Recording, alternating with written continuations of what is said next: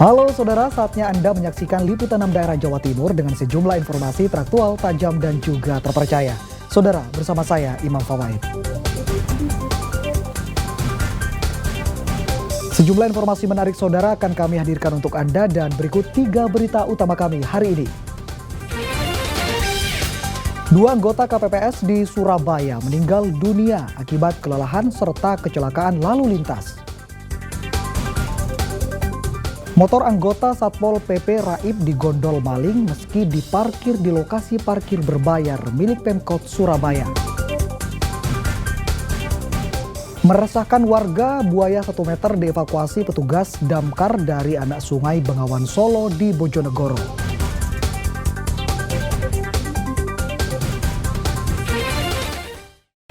Saudara, kabar duka kembali datang dari para petugas pemungutan suara pemilu 2024.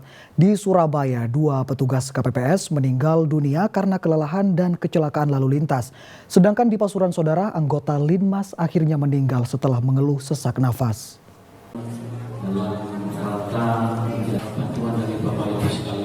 Dua petugas KPPS di Surabaya yang meninggal dunia, yakni Joko Budiono dan Aufa M. Nistia.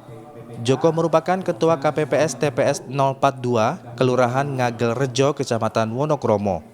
Korban sempat dirawat di Rumah Sakit Dr. Sutomo, namun hari Jumat akhirnya meninggal dunia. Sedangkan Aufa M. Nistia adalah anggota KPPS TPS 041, Kelurahan Kedung Doro, Kecamatan Tegal Sari. Korban meninggal dunia setelah mengalami kecelakaan tunggal saat pulang dari TPS. Berdasarkan keputusan KPU nomor 59 tahun 2023, anggota KPPS yang meninggal dunia akan mendapat santunan Rp36 juta dan Rp10 juta untuk biaya pemakaman. Yang kami terima 2 orang. Satu di mana? Di Kecamatan Tegal Sari, satu di Wonokromo. Satu di Tegal Sari itu karena kecelakaan sedang berangkat kerja. Yang satu memang sedang pasca pemungutan dan penghitungan kemudian masuk rumah sakit kemudian meninggal. Untuk besarannya belum Pak. Nanti akan saya informasikan lebih lanjut ya. Sementara itu di Pasuruan, anggota Linmas di Pasuruan Anwar Zainuri akhirnya meninggal dunia Minggu malam. Korban sempat menjalani perawatan di rumah sakit akibat menderita gangguan pernapasan. Ari Purwanto dan Dandi Arigafur melaporkan dari Surabaya dan Pasuruan. Saudara, Gunung Semeru di Lumajang kembali semburkan lava pijar dan abu vulkanik setinggi 1000 meter Senin pagi. Petugas Badan Penanggulangan Bencana Daerah mengimbau untuk meningkatkan kewaspadaan karena potensi awan panas maupun letusan masih sangat besar.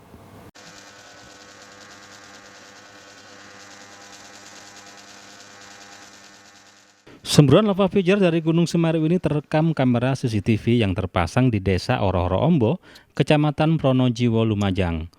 Selain teramati api di puncak kawah, material lava pijar juga dilaporkan meleleh ke arah tenggara gunung sejauh 800 meter pada Senin dini hari. Gunung api tertinggi di Pulau Jawa itu kembali mengalami erupsi berupa letusan yang mengakibatkan terbentuknya kolom abu setinggi 1000 meter di atas puncak kawah dengan intensitas tebal. Petugas dari Badan Penanggulangan Bencana Daerah atau BPBD Lumajang memastikan erupsi berupa lava pijar dan letusan abu vulkanik tidak menimbulkan korban karena jarak luncur dan ketinggian lontaran abu vulkanik masih dalam batas aman. Tadi pagi pukul 06.15 waktu Indonesia Barat juga terlaporkan ada juga erupsi dengan ketinggian kurang lebih 1000 meter. Adakah laporan dampak Pak dari erupsi dari kemarin? Sampai dengan saat ini tidak ada dampak yang terlaporkan, namun kami berharap masyarakat tetap waspada karena cuaca akhir-akhir ini kan kita cenderung hujan, baik di atas maupun di bawah. Apalagi kalau di atas terpantau hujan dengan intensitas sedang atau tinggi, kemudian durasinya lama, dipastikan nanti akan turun banjir dengan membawa material dari atas. Nah, itu yang perlu kita antisipasi lebih demi keselamatan kita semua. Hasil pengamatan Gunung Api Semeru periode 19 Februari 2024 sejak pukul 6 sampai 12 siang Gunung Semeru mengalami 20 kali gempa letusan dengan amplitudo 22 mm dan 1 kali gempa tektonik jauh dengan amplitudo mencapai 30 mm. Petugas mengimbau warga tidak beraktivitas di radius 5 km dari puncak kawah dan 13 km di sepanjang aliran Sungai Besuk Kobokan yang menjadi daerah luncuran awan panas maupun banjir lahar karena tingkat aktivitas Gunung Semeru masih siaga atau level 3. Nur Salim melaporkan dari Lumajang.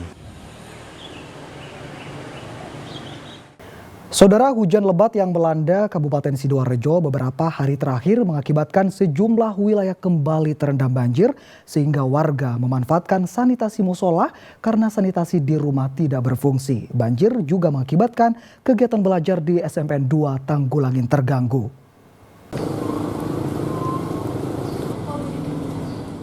Banjir yang merendam sejumlah desa di Kecamatan Tanggulangin hingga kini belum juga surut.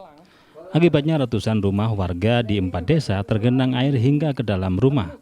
Di Desa Kedung Banteng, Kecamatan Tanggulangin, air masuk ke dalam rumah merendam bagian sanitasi, sehingga aktivitas warga terganggu.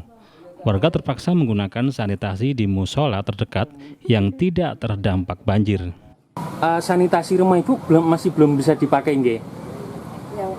Yang buat mandi, belum bisa. Sementara di musola yang bisa dipakai seadanya. Kalau udah ini ya bisa dipakai lagi. Kalau tak tahu gimana. Kebetulan rumah Ibu terendam banjir belakang. Seberapa, Bu? Semata kaki lebih tingginya? Sekitar 50 cm, Bu, nggih. Banjir juga merendam sekolah, membuat proses belajar mengajar terganggu, seperti yang terjadi di SMPN 2 Tanggulangin di Desa Kedung Banteng. Kegiatan belajar mengajar terpaksa dilakukan secara daring karena genangan banjir merendam hampir seluruh kelas.